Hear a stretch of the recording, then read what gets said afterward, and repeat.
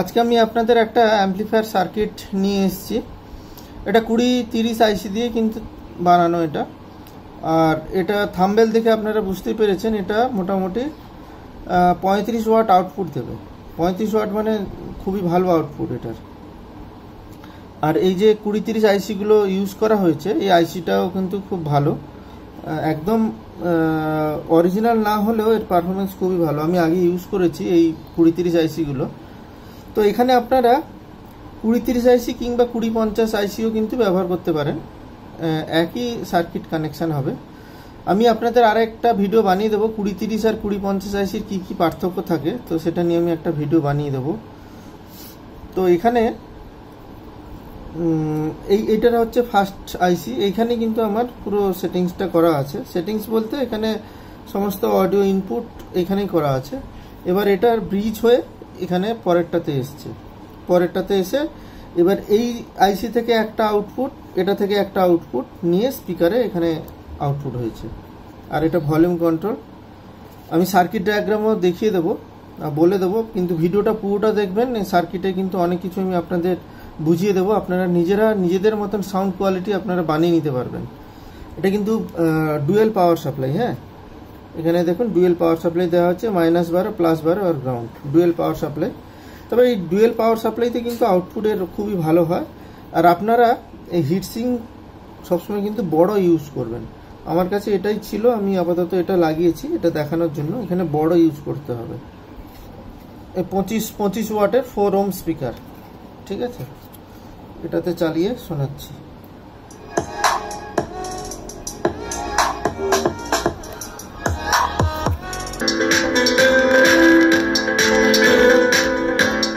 এই 5 inch woofer কিন্তু এটা নিতে পারছে না।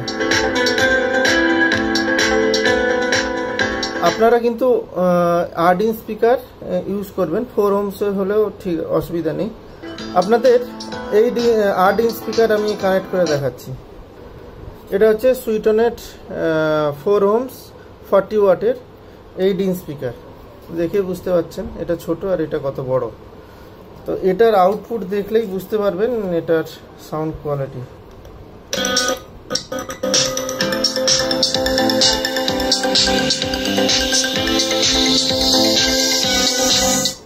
এখানে একটু হাই বেশি করা আছে। আমি সার্কিট ডায়াগ্রামে আপনাদের বলে দেবো যে কি কি কম্পোনেন্ট আপনারা চেঞ্জ করবেন, দিলে হাইটা কমে যাবে কিংবা বেসটা বেড়ে যাবে।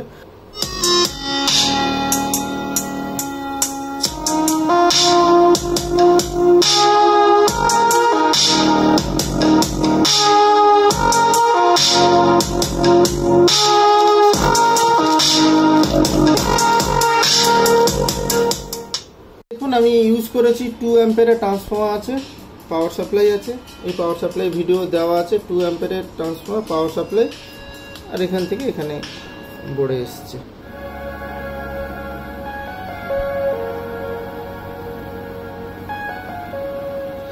চলুন এর সার্কিট ডায়াগ্রাম কি আছে দেখে নিই। আচ্ছা, এখানে দুটো আইসি নিয়ে নিয়েছি। তো আপনারা অনেকে কি করেন যে ভিডিওটা পুরোটা দেখলাম না, শুধু লাস্টে সার্কিটটুকু দেখলাম, যে সার্কিটটা বানালাম। এরপর নানা রকম সমস্যা হলে জিজ্ঞেস করতে থাকেন এটা কেন ওটা কেন।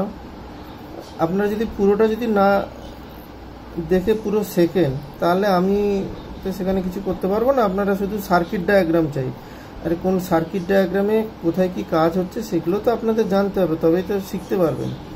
সার্কিট দেখে দেখে আমি খালি গেঁথে নিলাম, আমার সার্কিট রেডি হয়ে গেল, আপনি কিছুই বুঝতে পারবেন না। সে যাই হোক, আপনাদের ব্যাপার। তো এখানে দুটো আইসি নেব। ফার্স্ট আইসির একটা ইনভার্টিং ইনপুট, একটা নন ইনভার্টিং ইনপুট দিয়ে কিন্তু এটা কাজ হচ্ছে, ঠিক আছে। এখন ইনভার্টিং নন ইনভার্টিং বোঝার জন্য আপনাদের অপ এমের যে ভিডিও বানিয়েছি সেগুলো আপনাদের দেখতে হবে। যাই হোক, এটা আপনি দেখে নেবেন।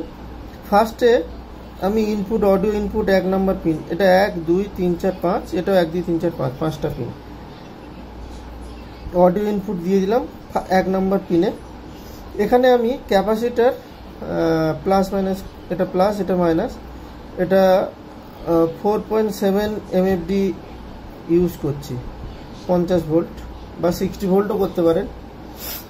তো এখানে ক্যাপাসিটর দেওয়া হয় তার কারণ ইনপুটে যদি কোনো ডিসি ভোল্টেজ ঢুকে যায় তখন কিন্তু এটা প্রোটেকশন করে, ঠিক আছে।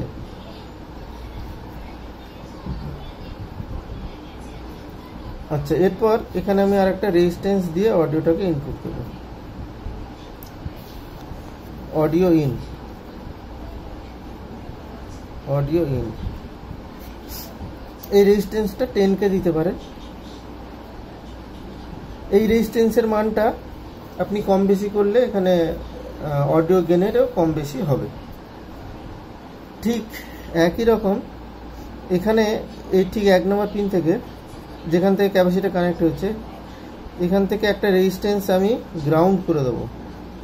গ্রাউন্ড করবো কারণ আইসির যখন প্লাগ অডিও ইনপুট থাকবে না তখন কিন্তু এর ভেতরে হামিং আসতে পারে, নয়েজ আসতে পারে। সেটাকে কাটানোর জন্য এখানে আমি এই রেজিস্ট্যান্সটা ইউজ করছি। এটা 22K।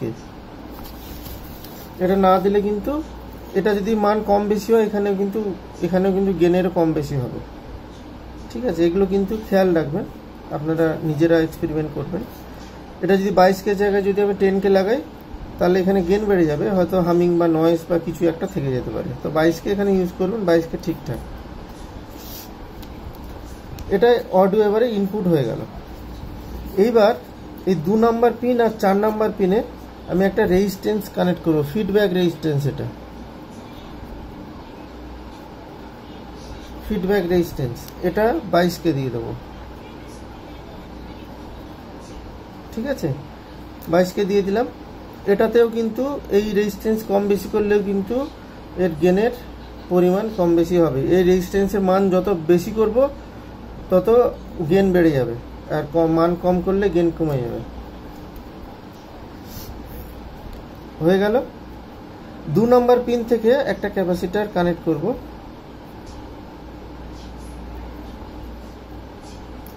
এটা প্লাস মাইনাস, এটার ভ্যালু আপনি দেবেন 22 MFD 50 ভোল্ট দিতে পারেন। 22 UF 50 ভোল্ট। এবার এখান থেকে একটা রেজিস্ট্যান্স কানেক্ট করে এটাকে গ্রাউন্ড করব। এই রেজিস্ট্যান্সের মান হচ্ছে 680 ওহমস। 680 Ohm's, 680 Ohm's. ঠিক আছে, এটা হচ্ছে নেগেটিভ 12 ভোল্ট ইনপুট, 3 নম্বর পিন। এটার কাজ আমি বলে দিচ্ছি। আর 4 নম্বর পিনে একটা কি করব, একটা পিএফ কানেক্ট করব, দিয়ে আর একটা রেজিস্ট্যান্স কানেক্ট করব, দিয়ে গ্রাউন্ড করে দেবো। এই পিএফ এর মানটা হচ্ছে 0.22 UF, 0.22 UF। ঠিক আছে, আর এই রেজিস্ট্যান্সটা হচ্ছে 1 ওহমস।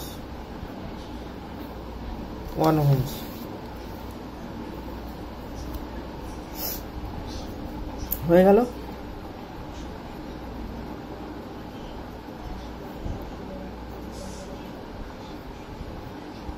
বারো ভোল্ট, প্লাস 12 ভোল্ট, আর এটা হচ্ছে মাইনাস 12 ভোল্ট। এই 3 নম্বর পিনটা মাইনাস 12 ভোল্ট। এইবার এই আইসিটার কনফিগার করব। তার জন্য কি করছি এখানে একটু খেয়াল করুন। এই 1 নম্বর যে পিনটা আছে এটাকে আমরা গ্রাউন্ড করে দেবো, 22K রেজিস্ট্যান্স দিয়ে গ্রাউন্ড করে দেবো।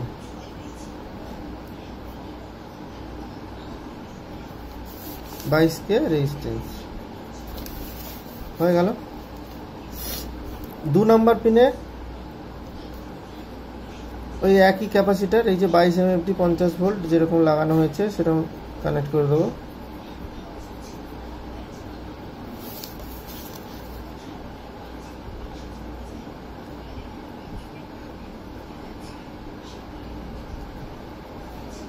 MFD 50 volt.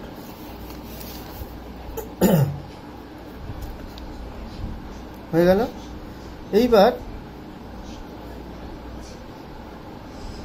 এই যে পয়েন্টটা, এই পয়েন্টটায় একটা রেজিস্ট্যান্স কানেক্ট করব 22K।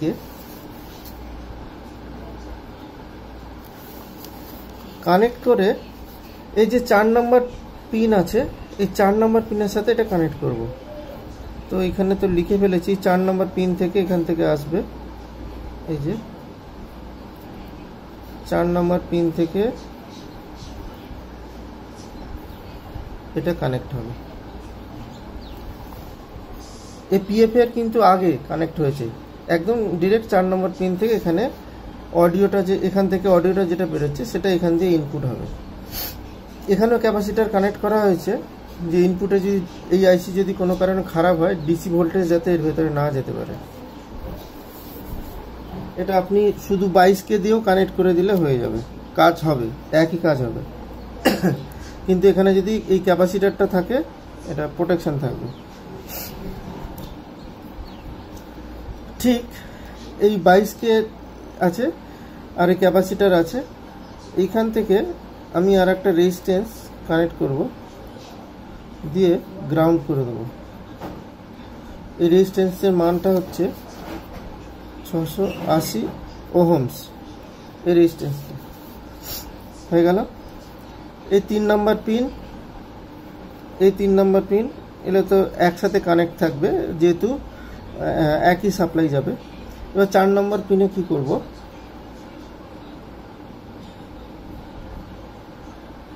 4 নম্বর পিনে একটা পিএফ কানেক্ট করব, দিয়ে আর একটা রেজিস্ট্যান্স দিয়ে গ্রাউন্ড করে দেব।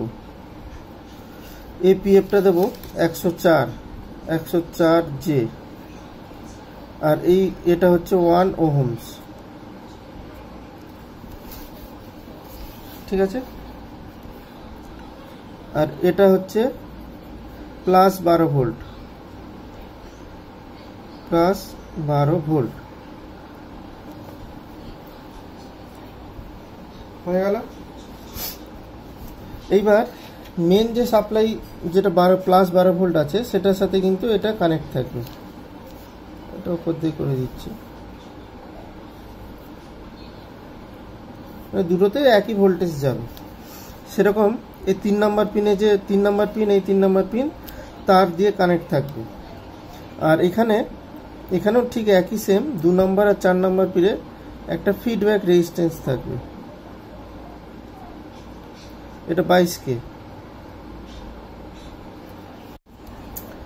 এবার স্পিকার আউট হবে কোত্থেকে, এই 4 নম্বর পিন থেকে। এটা হচ্ছে 4 নম্বর পিনে, এখান থেকে একটা স্পিকার আউট হবে,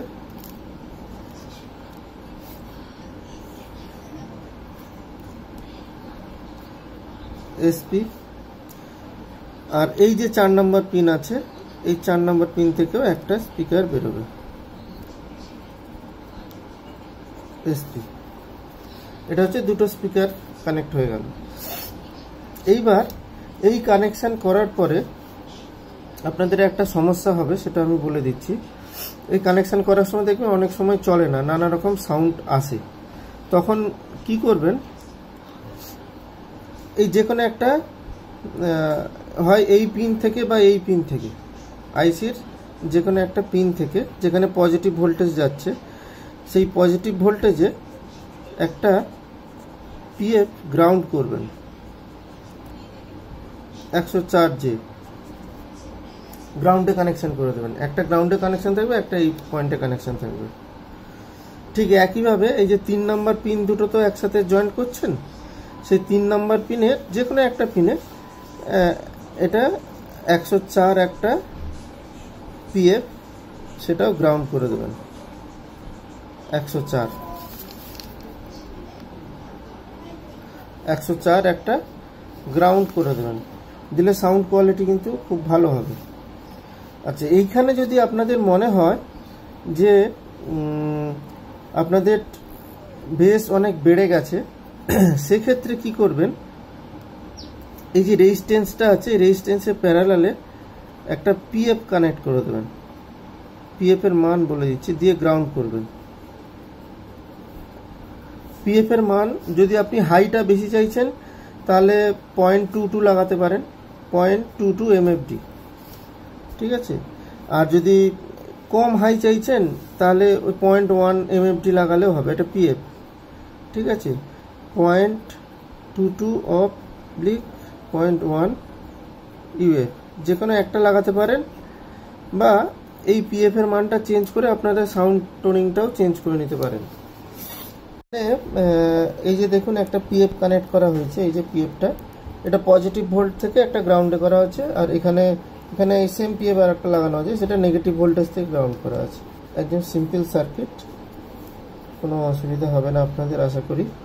তো এখানে আমি এটা টেস্ট করে আপনাদের দেখিয়েও দিয়েছি, আপনারা বানাতে পারেন। এটা খুব ভালো আউটপুট রেজাল্ট আছে, এটা প্রায় 35 ওয়াট মতন আপনার আউটপুট দেবে, 35 ওয়াট। আজকের ভিডিওটা আপাতত এটুকু, দেখা হবে পরে কোনো এক সার্কিট ডায়াগ্রাম নিয়ে।